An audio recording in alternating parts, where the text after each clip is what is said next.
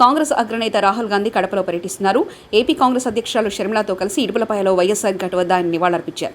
షర్మిలకు మద్దతుగా రాహుల్ కడప ఎన్నికల్లో ప్రచారం నిర్వహిస్తున్నారు.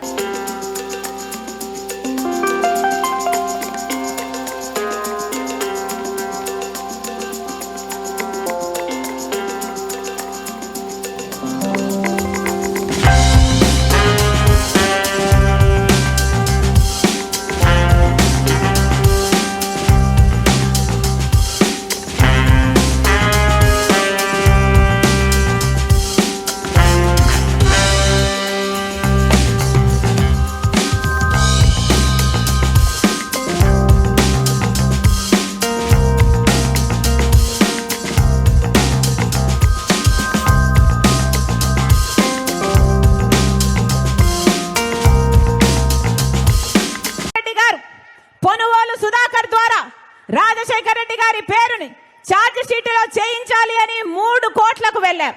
ఎందుకంటే రాజశేఖర రెడ్డి గారి పేరు లేకపోతే జగన్మోహన్ రెడ్డి గారు ఈ కేసులో నుంచి బయటపడడం అసాధ్యం. కాబట్టి అదే పొనుగోలు సుధాకర్ రెడ్డికి ముఖ్యమంత్రి అయిన 6 రోజుల్లోనే జగన్మోహన్ రెడ్డి గారు ఏఏజీ పదవిని కూడా ఇచ్చారు. ఎందుకు అని అడుగుతున్నాం. కన్న తండ్రి పేరుని సిబిఐ ఛార్జ్ షీట్ లో చేర్పించిన వాడికి మీరు ఏఏజీ పదవిని ఇచ్చారు అంటే దానికి అర్థము మీ మాట మేరకే ఆయన సిబిఐ ఛార్జ్ షీట్ లో రాజశేఖర రెడ్డి గారి పేరు ఉండాలి అని కోర్టుకు వెళ్ళాడు అని మీరే ఒప్పుకున్నట్టు కాదా అని అడుగుతున్నాం. ఈరోజు జగన్మోహన్ రెడ్డి గారు ఉన్నవి లేనట్టుగా లేని ఉన్నట్టుగా ఊసరవల్లిలాగా మారి ఏదంటే అది మాట్లాడుతున్నారు. ఎందుకు అని అడుగుతున్నాం.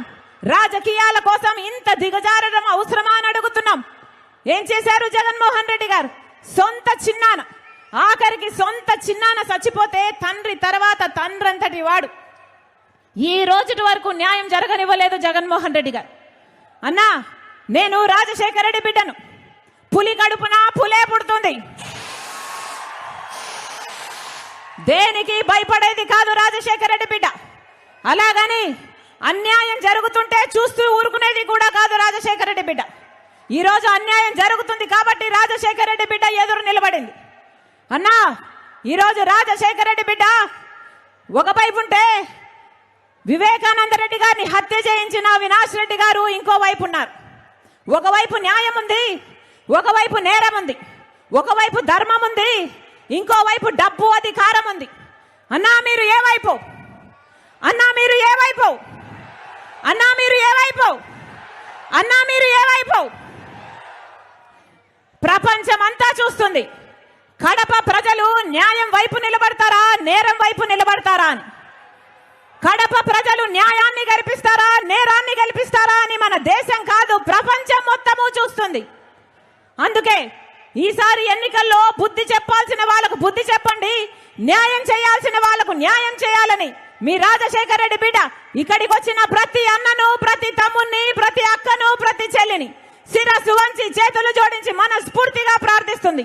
మీకు మాటిస్తున్నా से आपको अधिकार मिलते हैं, रिजर्वेशन मिलता है, जमीन मिलती है.